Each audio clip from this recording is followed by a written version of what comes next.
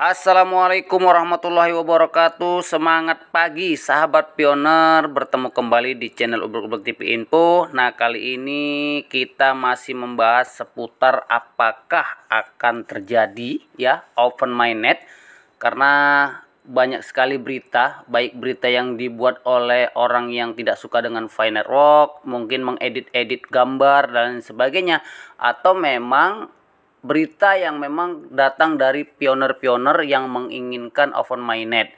Nah, jadi berita ini memang sebenarnya ada dua sisi ya. Ada yang dibuat oleh orang yang membuli Fi Network, ada juga berita yang memang betul-betul dibuat oleh para pioner. Nah, ini terjadi karena memang antusiasnya para pioner baik di Indonesia dan di negara lain. Nah, teman-teman, dashboard belum berubah, artinya informasi tentang open mainnet juga tidak datang ya, atau belum hadir seperti itu. Tapi mudah-mudahan ya tahun ini yang digadang-gadang klimaks ya, tentunya tahun terakhir lah untuk open mainnet.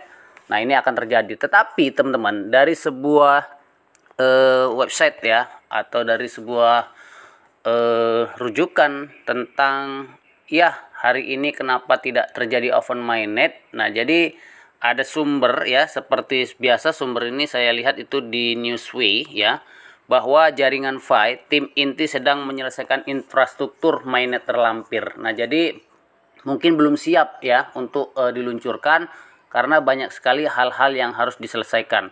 Nah, jaringan Pi memiliki ekologi aktif yang khas dengan lebih dari 35 juta pengguna di ratusan negara. Nah, sebelum meluncurkan ekosistem mainnet terbukanya, tim Fi saat ini sedang menyelesaikan infrastruktur ya mainnet tertutup. Jadi infrastruktur mainnet tertutup atau enclosed mainnet itu juga diselesaikan. Artinya mungkin waktunya belum cukup ya untuk merubah, mengupgrade dan lain sebagainya tentunya. Tetapi tim berusaha untuk KYC sebanyak mungkin anggota selama fase migrasi ini. Jadi KYC masih juga menjadi pekerjaan utama daripada core team sendiri, karena banyak pioner-pioner itu menginginkan ya KYC dulu lah gitu, mainnya nanti katanya seperti itu. Kalau mainnet tapi kami belum KYC juga untuk apa? Nah, seperti itu. Nah, kadang-kadang 2 jutaan sudah KYC sementara sisanya kan belum kan gitu.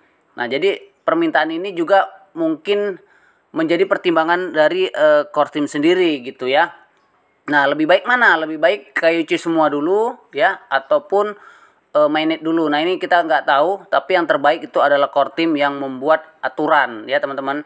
Jadi ada sisi baik, ada sisi buruk, ada yang diuntungkan, ada yang dirugikan. Itu adalah sebuah keputusan, maka keputusan itu harus diambil dengan bijak.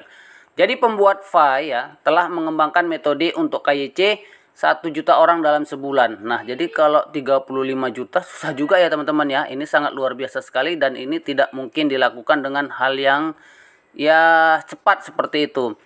Nah, kemudian dalam pembelajaran mesin sebagai bagian dari peluncuran mainnet terbuka itu memakai sistem AI ya teman-teman. Bagi setiap pengguna untuk memulai menggunakan mainnet tertutup, KYC adalah prasyarat. Jadi untuk menggunakan mainnet tertutup atau exclusive mainnet ini itu KYC adalah syarat ya yang utama, sehingga berjalan dulu KYC enclosed mainnet dulu.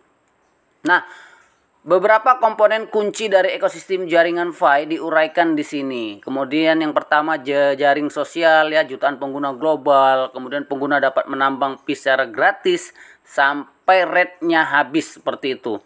Dapat menambang Pi langsung dari ponsel, aplikasi perambahan Pi-nya juga memakai akses Pi browser.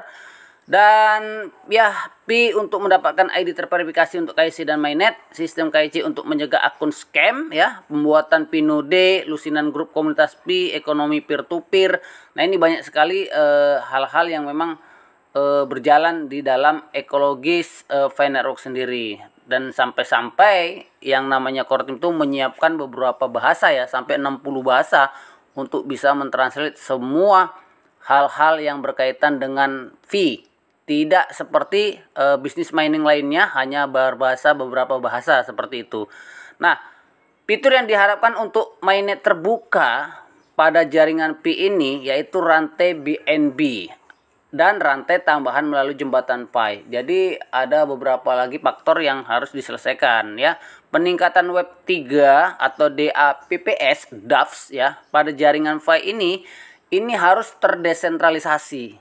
Jadi pertukaran fiat nanti untuk token Pi ini dengan cryptocurrency lainnya ini bisa berjalan ketika memang open mainnet. Nah, mungkin hari ini belum juga punya apa namanya ya?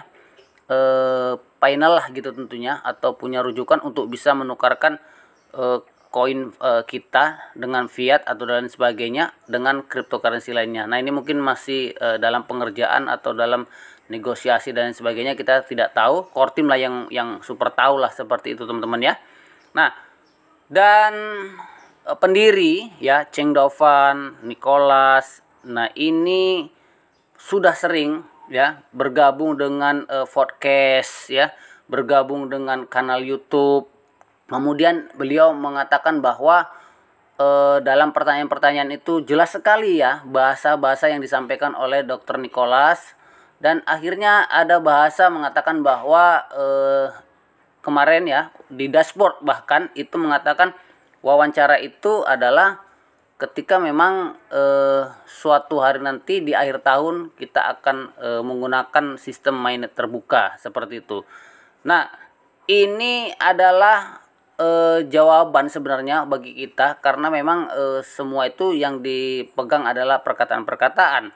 Kemudian sampai hari ini saya yakin tidak ada yang berani mengatakan bahwa mainnet itu akan diluncurkan kecuali core team sendiri ya. Bahkan moderator-moderator juga menunggu dan merasa dirinya apakah terjadi atau tidak. Nah,